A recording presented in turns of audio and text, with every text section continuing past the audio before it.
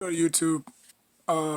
What's good, everybody? It's a Christopher the Prophecy, and today we're gonna be talking about the New York Giants. Now obviously the New York Giants are 7-2.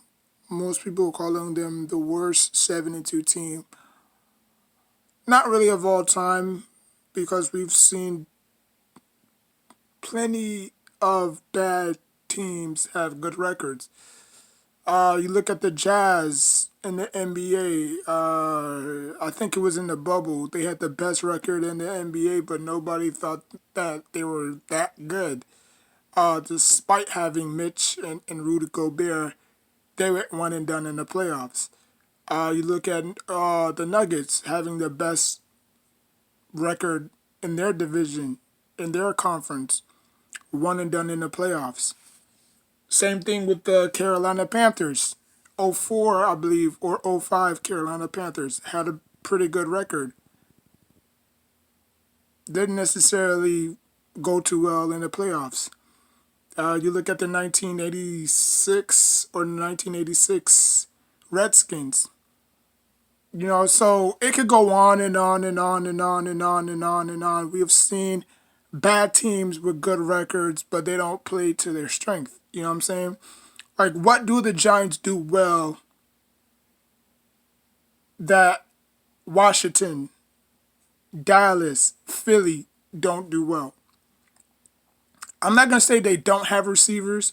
They just don't have consistent receivers. They don't have receivers that you could rely on. You know what I'm saying? Like, they don't have receivers like Tom Brady has receivers. Patrick Mahomes, Josh Allen. You know what I'm saying? Like, I'm telling you, the way that they're playing right now is not going to fly in the postseason. They're going to sniff that out like dogs sniffing crack. You know what I'm saying? Like, well, drugs, I should say. But it's not going to go well. I'm telling you. The only reason why they're letting the Giants fly with these vanilla offenses is because they're not really they're not really keying on what the Giants are doing, right? The Giants have no receivers. Well, actually, I'm not going to say they have no receivers because they do have receivers. They just don't have a number one or number two or number three or number four receiver that they can heavily count on. You know what I'm saying? Um, but when you get into the playoffs, it's a whole different animal. You know what I'm saying? Palms get sweaty. You know what I'm saying? Knees start buckling. You know what I'm saying? Like, this is probably gonna be Saquon Barkley's first playoff game. This is probably gonna be, well, not probably. This is going to be Daniel Jones' first playoff game. This is gonna be Saquon Barkley's first playoff game. We don't know what to expect from those two because they've never been in that situation before, right? Obviously, the only person in that team that have playoff experience is probably Sterling Shepard, but he's out for the year. Kenny Galladay, you can't really count on him. Um, Slayton, he'll give you what he can. We traded Kadarius Toney. He just scored a touchdown not too long ago, and then he scored a touchdown again. So I'm pretty sure he has two touchdowns this season. Um, but obviously, not a lot of people are making a big deal out of it because where was this when he was here? Again, you know, I don't know. I don't know what to tell you, but I just feel like, and if you could check my community tab, I said that the way that Saquon Barkley is going, and he's leading the league in rushing with 931. So so if he can continue this pace, he's gonna rush for over 1,000 yards for the first, not for the first time, but in a long time. You know what I'm saying? Because obviously, injuries derailed him. You know, the previous year. But if he could continue this route, he's gonna eclipse over 1,000 yards. I don't know how many touchdowns he got, and I'm pretty sure he don't care. But the way that the Giants are utilizing their players is every man for himself. You know what I'm saying? It's kind of like the Jazz. Like the Jazz don't have no superstar. The Jazz don't have this. The Jazz they don't have that. But they finding ways to win. Like they're playing as their camaraderie. They playing as a unit. They playing as one. It's not me, ISO, me. The ball is moving around, you know?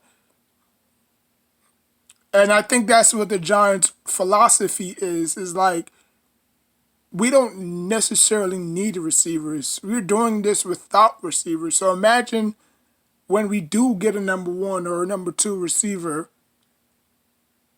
look, and we could get a competent running game. I'm not saying that Saquon Barkley isn't doing his job, but obviously, you're gonna need a second back to take the load off of Saquon Barkley. You know what I'm saying? I'm not saying that Matt Beretta is doing a bad job, but he's up there in age. You know what I'm saying? Like, I really wanted the Giants to draft a receiver and to draft a running back, but obviously they think Saquon Barkley could carry the load. Hey, if he can, be my guest. But I believe, like I said in my community tab, if this Giants team do not fix this offense, Saquon Barkley will do the exact same thing Barry Sanders did. Play up until his potential, retire at 30. Now, I don't know how old Saquon Barkley is. I think he's 20. Let me see right quick. I don't know how. I think he's 24, 25 years old. So he got 4, 5 years left in him, right? Because usually running backs decline in their 30s. Now, obviously, there's been a few running backs that have defined that logic. Frank Gore, AP, Adrian Peterson. Adrian Peterson, I believe, was the second to last running back to win the MVP behind LaDainian Tomlinson. Alexa, how old is Saquon Barkley? Saquon Barkley is 25 years old and was born on February 7, 1997. Damn, I was born in February 13th. So 6 years apart, 6 days, not 6 years apart, but 6 days. I'm 6 days ahead of him. Damn, he was born in 97. I was born in 92. So I'm 5 years older than him. But anyways, man. But yeah, man, he's 25 years old, man. Like, 25 years old. So he has 5 more years left in him. 4 or 5 more good years left in him. If the Giants do not put pieces around him, because you're gonna need the run, you're gonna need the passing game. Like they always say in the NFL, the passing game sets up the running game. The running game sets up the passing game. Sometimes vice versa. If you don't have receivers and you heavy dependent on the running game, and you force Daniel Jones to throw 45 times, he's going to get obliterated. I'm telling you.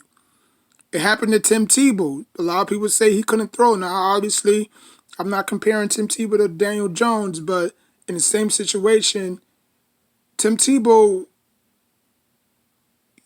he had nothing to work with when he was in Denver, when he got drafted in Denver, you know? Yeah, he had a few good, nice pieces, but I'm talking about, like, the aftermath where he collapsed, where he just, disintegrated. You know what I'm saying? Like, he had nothing to work with. He was making nothing out of something. You know what I'm saying? Or was that Cam Newton? I believe it was either Cam Newton or Tim Tebow. They had nothing to work with. So they was making nothing out of something, you know? And, when he ran into the Patriots, they blew him out 45-10 in that playoff game. After beating the number one seed in Pittsburgh, obviously, and Stephen A. Smith got hot on First Take, and he said that, oh my God, you cannot let a guy who can't throw beat you. You know what I'm saying? Like, because Stephen A. Smith is a huge Steelers fan. I don't know how, but he is.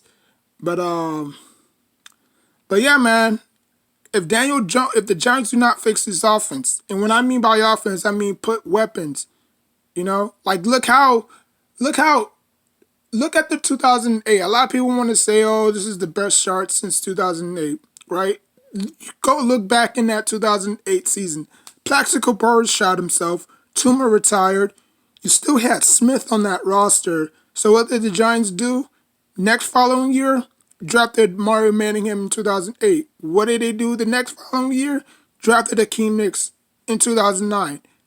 And they had the youngest core, and on top of that, they drafted Kevin Boss. So they had the youngest receiving core in NFL history. Unexperienced, but that's what Eli Manning had to work with. You know, that's the way that the Giants should approach next year's draft. Just draft receiver after receiver, or it could be in the second round, or it could be in the fourth round. You know, but don't give Odell Beckham Jr.